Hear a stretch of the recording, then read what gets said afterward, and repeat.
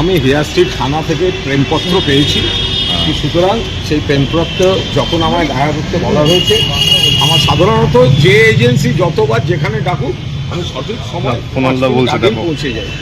যদিও চিঠিতে লেখা ছিল যে সারাদিনে যখন হোক আসবেন, তো আমি কাল রাত্রে কথা বলে নিয়েছিলাম যে আমি 1:30টার সময় আসবো, আমি সেই অনুযায়ী এসেছি। দেখুন, 1993 সালের 21শে জুলাই যে আন্দোলন হয়েছিল মমতা বন্দ্যোপাধ্যায়ের নেতৃত্বে, ওটা no I card no vote, তো সেখানে সিপিএম সরকার এবং হারমাদরা 14 জনকে গুলি করে মারে, মমতা বন্দ্যোপাধ্যায়কে হত্যার চেষ্টা হয় এবং শতাধিক সেখানে জখম হয়।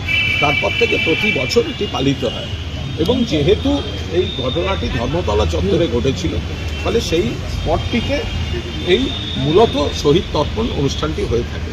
তো এবার তারা বাধা দিচ্ছেন, করতে দিচ্ছেন না।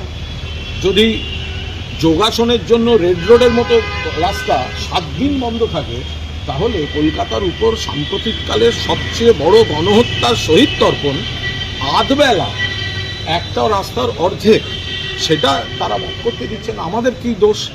ওরা যেটা দোষ বলছেন, আমি কোনো দোষ করিনি।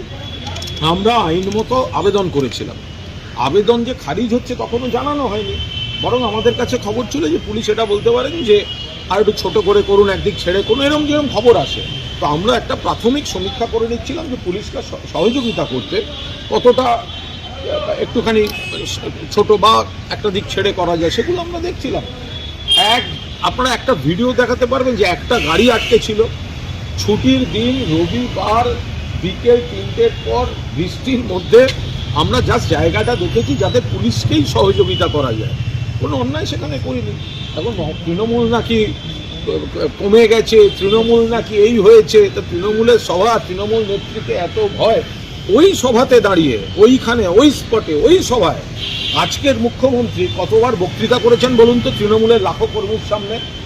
ওই সভায় ওই ধর্মতলায় আজকের মুখ্যমন্ত্রী কতবার বক্তৃতা করেছেন সেগুলো দেখুন। আজকে সেটা মনে হচ্ছে যে না, তাদের কাছে করতে দেবেন না, কিন্তু এই যে আমাকে পুলিশ যে অভিযোগ করেছেন, তো আমি নিশ্চিতভাবে আমি তাদের কোঅপারেট করব।